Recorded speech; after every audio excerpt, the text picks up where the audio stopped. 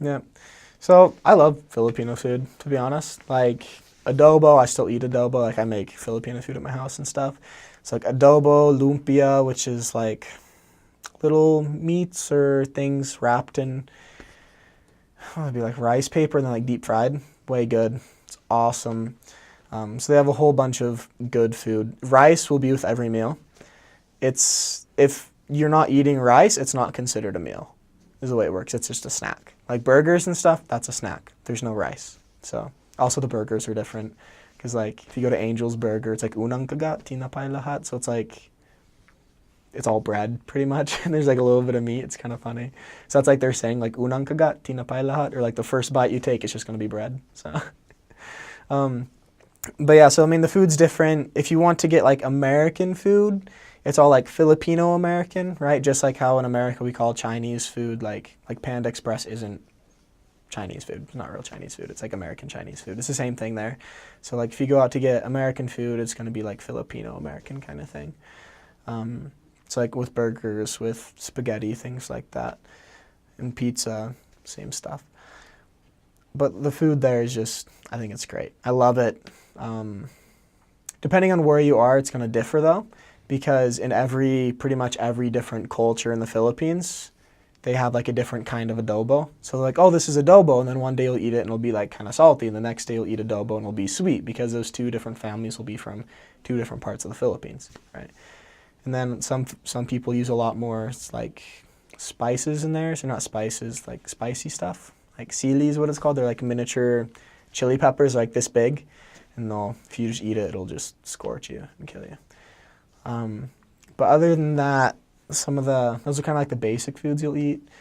One of my favorite dishes is called laing, which is laing. It's how do you say in English? It's like leaves from a plant called gabi, and it's like the leaves, and it's like pretty bitter, and then they put milk in it, and they can put fish in it and things like that, and they kind of like mix it together and like roast it. It's really good. It all goes with rice, so you'd eat it with rice. That's one of my favorites. That, and then sinigang. That's awesome. At first, when I first had sinigang, I was like, what is this? Because it's like sour, like it's sour soup. Like the sabaw or the soup is like really sour. So first you're like, what? But it's really good. I love it. And then one of the things that everybody always talks about is balut. So balut, right? It's the duck egg that has been fertilized, and they wait like 17 days and then they boil it. So it's like partially developed. And at first, I had it on my first day in the Philippines, and not a smart idea. But like I ate it and I was just like, whoa, like that was crazy. And I think I just wasn't adjusted yet, so I was like, I got pretty sick. But about halfway through my mission, because I wouldn't eat it until about halfway through, and then one of my companions who really loved it, and he'd always try to get me to eat balut, and I'm like, bro, I'm not going to eat any balut. And so finally, one day I just ate it again, and I like it now. I think it's good. It's great. But if you're going to eat balut, you need to put salt in it, and you need to put vinegar in it, because that's how you make it taste like great. Yeah. So balut, crazy. A lot of people are like, that's gross. I think it's pretty good. So, other than that, crazy foods. I had bayawak, which is like a giant monitor lizard. So, I mean, I think it's actually, they're not supposed to eat those. Like you can't, like, I think it's like illegal or something. I'm not sure. Don't take my word for it, but one of the members fed me that. I've had snake. I had one of the things that people will like different from like America and the Philippines is they eat a lot of like the intestines, kidneys, like other parts like that.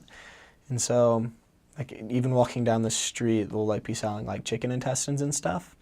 I don't know, they're not bad. They weren't my favorite, livers and things like that. Yeah. So I mean, gotta try it, you know. Other than that, I don't know. Snake, had snake. Chicken head, that's, I don't know. For me, that I just couldn't do it. Just like seeing the chicken staring at me, I was like, I can't eat you, because it was literally just the head. So yeah, so those are kind of some things that Americans would probably find different, as well as like a dish called diniguan, which is like blood, so like pig blood. So I mean, yeah, that's not bad either. Like at first, I didn't really like it. But then when I went to Marinduque, we used to have lechons, which we'd get a pig, like a whole pig, and then we'd roast it, or we'd actually like hire one of the members to roast it over a fire for like 8 hours. So we'd just have this big pig and have his own pea day, and it was great. And then one of our members would make the niguan out of its laman, so all of its laman loob. It's like all of its like intestines and stuff, which was actually pretty good. So I actually liked the way he did it. It just kind of depends on where you get it from. If it's just like the soup, or if it has like stuff in it too. So I like the one with stuff in it, but other people didn't. So I don't know. Guess it's preference, but don't hate something until you try it. Oh man, I love mongoose. I say this again and again. Mongoose is just, I think, mung bean in English, and they eat that with rice, and sometimes they have dried fish. And at first, when I got to the Philippines, I hated dry fish, but I learned to love it because of the association it had. Like, I remember eating mongoose and buad, which is dried fish, and rice, just sitting cross-legged on a bamboo home, and I just loved it. I was like, this is the mission. This is life. This is what we should be experiencing. And so I learned to love that. So I love mongoose, buad, lumpia, adobo, pancit,